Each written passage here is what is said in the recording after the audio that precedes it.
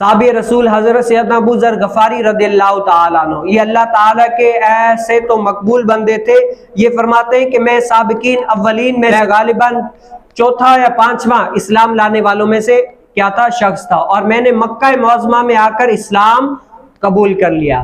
اور جب غزوہ تبوک میں ابتدام طور پر شریک نہ ہو سکے، جب غزوہ تبوک کا معرکہ لگا، رسول کائنات صلی اللہ علیہ وسلم اور صحابہ کرام رضی اللہ تعالیٰ اجمعین غزوہ تبوک کے لیے چلے گئے، تو ابتدا طور پر حضرت سیدنا ابو ذر غفاری رضی اللہ تعالیٰ عنہ اس جنگ میں شریک نہیں ہوئے تھے۔ جب وہ چلے گئے، پھر وہ حضرت سیدنا ابو ذر غفاری رضی اللہ تعالیٰ عنہ اپنے اونٹ پر چڑھ کر اس جنگ میں شریک ہونے کے لیے گئے۔ جب گئے نا، راستے میں جا رہے تو کسی راستے میں کیا اونٹ کو کوئی مسئلہ ہوا، تو اونٹ کیا ہو گیا، مر گیا۔ جب اونٹ مر گیا تو حضرت سیدنا ابو ذر غفاری رضی اللہ تعالیٰ عنہ اونٹ سے وہ اپنا سامان لاد کر اپنے پیٹھ پر لادے ہوئے جا رہے تھے غزوہ تبوک میں۔ جب پہنچے نا، حضور علیہ السلام کیا ہے، قیام فرما رہے ہیں۔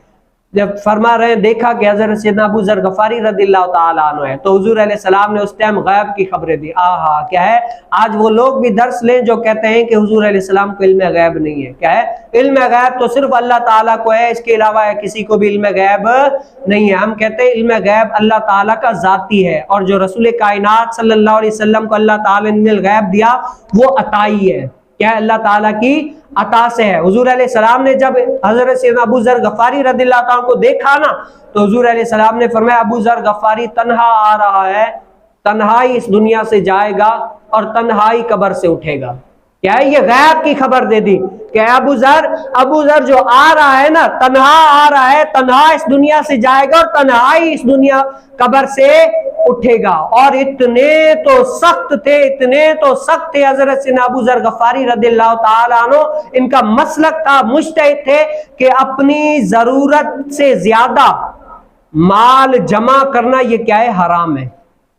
کیا ہے، یہ مجتہد تھے، اور اتنے تو سخت تھے کہ لوگ ان سے کیا ہے، تنقیدیں بہت کیا کرتے تھے۔ یہ وہ ان کا مسلک یہ تھا کہ اپنی ضرورت سے زیادہ مال کو جمع کرنا یہ حرام ہے۔ کیا ہے، حرام ہے۔ جس طرح سود کھانا کیا ہے، حرام ہے، زنا کرنا حرام ہے، چوری کرنا حرام ہے، اسی طرح جو بندہ ضرورت سے زیادہ مال کو اکٹھا کرتا ہے، جمع کرتا ہے، وہ بھی کیا ہے، حرام ہے۔ اور اسی لیے حضرت سیدنا عثمان غنی رضی اللہ تعالیٰ عنہ نے آپ کو حکم دیا کہ آپ مقام زبدہ کی طرف ہجرت کر کے چلے جائیں۔ جب وہاں پر گئے نا، وہاں پر اکیلے رہنے لگے، اور حضور علیہ السلام نے کیا غیب کی خبر دی تھی، اکیلا ہی رہے گا، اکیلا اس دنیا سے جائے گا، اکیلا ہی قبر سے اٹھے گا۔ تو کیا حضور علیہ السلام کی یہ غیب کی خبر پوری ہو گئی کہ اکیلا، اور مقام زبدہ میں اکیلے ہی وہاں پر تنہا عبادت، ریاضت، اللہ تعالی کی عبادت ریاضت کرتے رہے، آخر کار وہاں پر کیا، اکیلے اس دنیا سے وصال فرمائے گئے۔